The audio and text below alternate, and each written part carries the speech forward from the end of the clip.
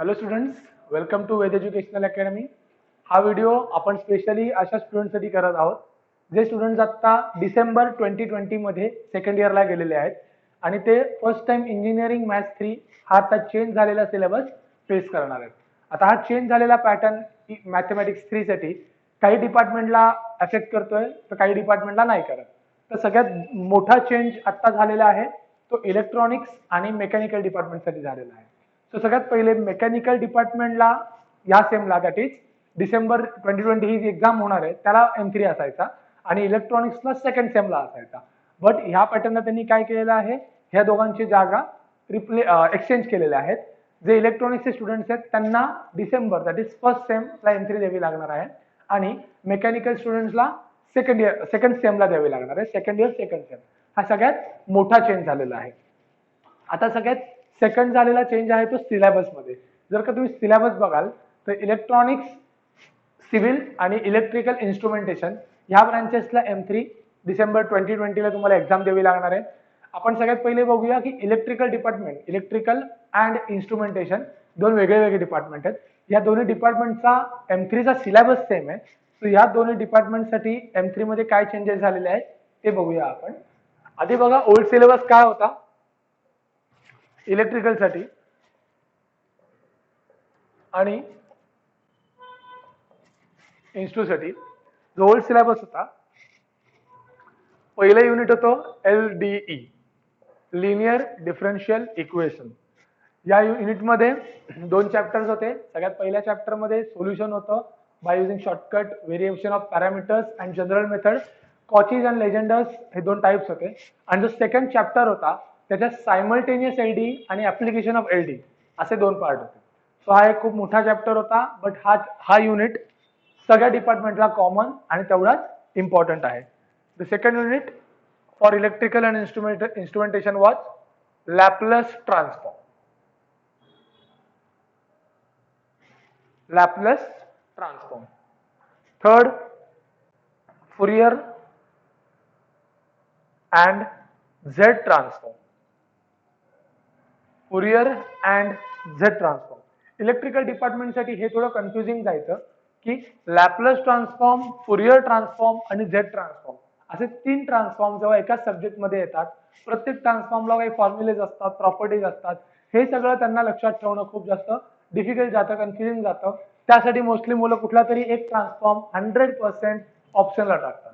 But जर तुम्ही conceptually किंवा अकॉर्डिंग टू द सिलेबस जर तुम्ही अभ्यास केलात, कुठले प्रश्न येतात, प्रॉपर त्या गोष्टीचा स्टडी करून जर अभ्यास केलात, त्यातलं कुठलंही युनिट ऑप्शनला टाकायची गरज नाहीये. सगळे सब्जेक्ट ऍज कम्पेअर्ड पॅरलल लाईनने चालतात, त्यामुळे हे सोपे आहेत, ऑप्शनला टाकायची गरज नाहीये. चौथे युनिट होतं ओल्ड सिलेबस मध्ये vector differentiation. Vector differentiation. Fifth was very difficult vector integration. हे फक्त या इलेक्ट्रिकल इन्स्ट्रुमेंटेशन डिपार्टमेंटलाच नाहीये तर सगळ्या डिपार्टमेंटला कॉमन सिलेबस मध्ये येत आहे. वेक्टर इंटिग्रेशन सगळ्यात टफ युनिट आहे हा. ह्याच्यात टफ म्हणण्यासाठी आहे, सगळ्यात लेंदी प्रोसेसेस आहेत. फॉर्म्युले अगदी 4 ते 5 फॉर्म्युले तुम्हाला लक्षात ठेवायचे आहेत. बट जर न्यूमेरिकल सॉल्व्ह करायला जाल तर न्यूमेरिकल सॉल्व्ह करताना खूप जास्त लेंदी प्रोसेसेस आहे. Okay. And the sixth unit was complex variables. So बघाल तर इलेक्ट्रिकलचा आणि इन्स्ट्रूचा जो सिलेबस आहे थोडा डिफिकल्ट आहे. डिफिकल्ट म्हणायचं कारण 3 ट्रान्सफॉर्म्स एका वेळेला येतात तेव्हा ते कन्फ्युजिंग जातं. ओके. वेक्टर इंटिग्रेशन तर डिफिकल्ट आहेच, बट जो ओल्ड होता तो त्यातल्या तर तेवढा अवघड नव्हता. जो आता न्यू सिलेबस येतोय तो अजून थोडा अवघड केलाय. Okay. The first unit is LD, linear differential equation असंच ठेवलंय. सेकंड आणि third Laplace, Fourier and Z आहेत तसेच आहेत. फोर्थ युनिट एक नवीन युनिट इंट्रोड्यूस केलाय त्यांनी इलेक्ट्रिकलसाठी, that is statistics and probability. Statistics and probability हा युनिट न्यू इंट्रोड्यूस झाल्यामुळे ह्या ओल्ड सिलेबसची लेंथ अजून वाढलेली आहे. कारण त्यांनी फिफ्थ युनिट मध्ये वेक्टर डिफरन्सिएशन आणि वेक्टर इंटिग्रेशन कंबाईन केले. आधीच हा चॅप्टर खूप जास्त अवघड होता. हे दोन कंबाईन करून त्यांनी 5th युनिट बनवलंय आणि 4th युनिट एक नवीन इंट्रोड्यूस केलंय, स्टॅटिस्टिक्स अँड प्रोबॅबिलिटी. सो इलेक्ट्रिकलसाठी आणि इन्स्ट्रुमेंटेशनसाठी हा सिलेबस अजून जास्त वाढला, अजून जास्त लेंथी झाला, अजून जास्त कॉम्प्लेक्स झाला. Okay, the 6th unit is complex variables. हा आज इट इज. सो बघा, ते इलेक्ट्रिकल इन्स्ट्रुमेंटेशनसाठी सिलेबस थोडा अवघड झालेला आहे. सो अशा मुलांना थोडं जास्त स्टडी करायची, थोडं जास्त कन्सेप्च्युअल व्हायची आता जास्त गरज पडणार आहे. सो हा झालाय इलेक्ट्रिकल आणि इन्स्ट्रुमेंटेशन बद्दल. जो पुढचा आहे ते आपण ईएनटीसी बद्दल बोलूया. ईएनटीसी बद्दल बोलायची आता वेळ येते, कारण ईएनटीसीच्या स्टुडंट्सला डिसेंबर 2020 मध्ये ही एक्झाम द्यायची आहे M3 ची, जी आतापर्यंत नव्हती. ओके, जर पॅटर्न बघाल तर ओल्ड आणि पॅटर्न, न्यू पॅटर्न दोन्ही सेम आहे. ओके, सो ईएनटीसी वाल्यांना ती काळजी करायची गरज नाहीये की पॅटर्न बदललाय, क्वेश्चन पेपरचा फॉर्मॅट बदलेल का. तर बेसिकली क्वेश्चन पेपरचा फॉर्मॅट तर बदलणारच आहे, कारण तुमचा आता 30-70 चा पॅटर्न स्टार्ट झालेला आहे. जे ओल्ड स्टुडंट्स होते त्यांना 50-50 चा पॅटर्न होता, 50 marks online, 50 marks theory. But आता जे न्यू मुलं आहेत त्यांच्यासाठी 30-70 केलेलं आहे. आता ह्याच्यात अवघड होणं, जास्त कॉम्प्लेक्स होणार आहेत गोष्टी, कारण जेव्हा ऑनलाईन होते तेव्हा तुमच्याकडे 4 ऑप्शन्स असायचे. जेव्हा 4 ऑप्शन्स असतात आपल्याकडे तेव्हा टिक मार्क करणं किंवा त्या आन्सर ओळखणं सोपं जातं. ते सोपं असतं. 50 मार्क्स डायरेक्टली बाजूला व्हायचे, पासिंग मध्ये फक्त 50 पैकी त्यांना 20 काढायचे होते. हा ऍडव्हान्टेज होता. बट आता 30-70 सगळंच थेरॉटिकल आहे, सगळंच तुम्हाला लिहून करायचं आहे. अशा वेळेला तुमच्याकडे ऑप्शन्स डोळ्यासमोर दिसत नाही. You have to solve that. जेव्हा आपल्याला सॉल्व्ह करायचं असतं 30 मार्क्सचं, अशा वेळेला खूप जास्त कन्फ्युजन वाढतं. सो बेसिकली सगळ्याच डिपार्टमेंटसाठी 30-70 लागू झाल्यामुळे पॅटर्न थोडा अवघड आहे. तुमच्याकडे रेफरन्स नसणार आहे की मागच्या वर्षी M3 मध्ये 30 मार्काला कुठले कुठले क्वेश्चन विचारले होते. You don't have any reference. Okay, so त्यासाठी तुम्हाला नव्याने अभ्यास सुरू करायला लागणार आहे, नव्याने स्वतःचे रेफरन्स गोळा करावे लागणार आहेत. कुठले क्वेश्चन जनरली पडायचे आणि त्याच्या आधी कसे पडायचे याच्यावरती बेस तुम्हाला हा अभ्यास करावा लागणार आहे. त्यात इलेक्ट्रिकल आणि इन्स्टिट्यूटसाठी सिलेबसही मोठा केलेला आहे. सो सगळ्यात अफेक्ट झालेलं डिपार्टमेंट मी म्हणेन ते इलेक्ट्रिकल आणि इन्स्ट्रुमेंटेशन आहेत. एक तर 30-70 चा पॅटर्न पण लागून झाला, प्लस एक नवीन युनिट इंट्रोड्यूस झालेला आहे, स्टॅट्स अँड प्रोबॅबिलिटी. सो एनटीसीचं सगळ्यात पहिले युनिट एलडी मी सांगितलं कॉमन आहे तसं. फुरियर आणि झेड जे इलेक्ट्रिकलचं 3rd युनिट सांगितलं होतं मी. 3rd is numerical methods.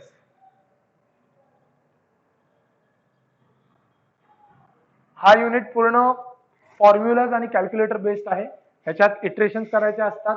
So हा युनिट जास्त अफेक्ट करत नाही. हा खूप सोपा युनिट आहे, जर फक्त तुमचे फॉर्म्युलेस पार्ट पाहिजे त्याच्यासाठी. त्यानंतर 4th आहे वेक्टर डिफरन्शिएशन, 5th आहे वेक्टर इंटिग्रेशन आणि 6th आहे कॉम्प्लेक्स व्हेरिएबल्स. सो जर ईएनटीसीचा पोर्शन बघाल ऍज कम्पेअर्ड टू इलेक्ट्रिकल, तर पोर्शन खूप जास्त सोपा आहे.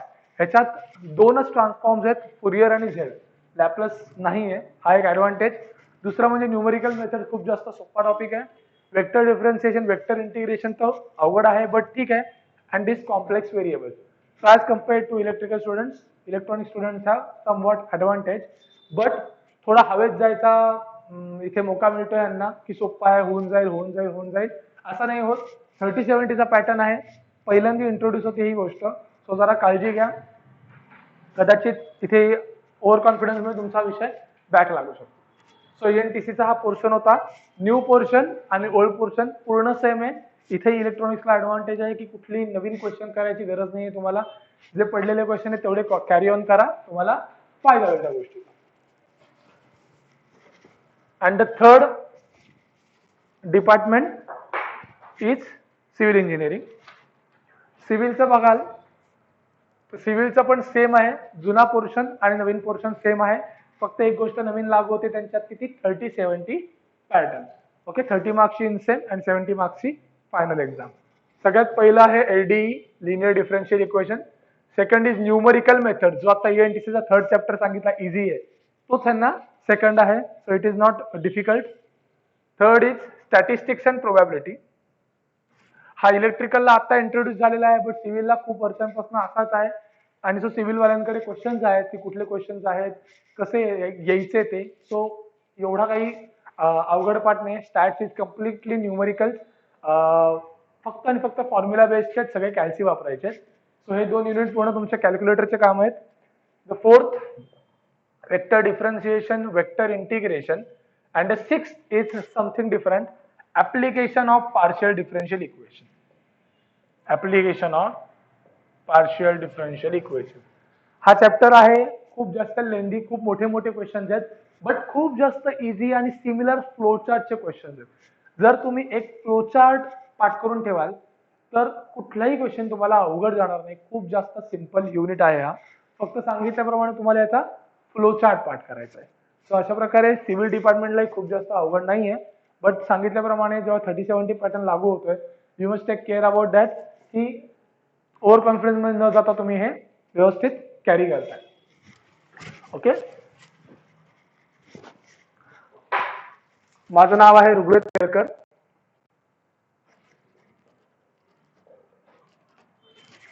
सो आपण वेद एज्युकेशनल अकॅडमी मध्ये मॅथमॅटिक्स आणि मेकॅनिक्स हे सगळे सब्जेक्ट्स कव्हर करतो. From M1, M2, M3, engineering mechanics along with BEE, basic electronics, basic electrical and basic mechanical, physics, chemistry also. हे आपले मेन सब्जेक्ट्स आहेत, बट या सब्जेक्टवर आपलं नेहमी जास्त कॉन्सन्ट्रेशन असतं, कारण सगळ्यात जास्त मुलं ह्या सब्जेक्टला थोडे घाबरून असतात आणि आहेत कारण ते थोडे डिफिकल्ट आहेत सब्जेक्ट. बट काळजी करू नका, आपल्याकडे आपण प्रत्येक गोष्ट खूप काळजीपूर्वक कव्हर करून घेतो. विथ आपण शेवटी टेस्ट घेतो, असाइनमेंट खूप सारे देतो, होमवर्क खूप सारे असतात. सो तुमचे न्यूमरिकल्स खूप जास्त सॉल्व होतात. तुमच्याकडे खूप मोठा अप्रोच असतो की ह्यापैकी कुठलंही न्यूमरिकल आलं तरी तुम्ही ते सॉल्व करू शकाल, एवढं आपण त्यांच्याकडनं तयारी करून घेतो. ओके, सो आपल्या क्लासचं नाव आहे वेद एज्युकेशनल अकॅडमी.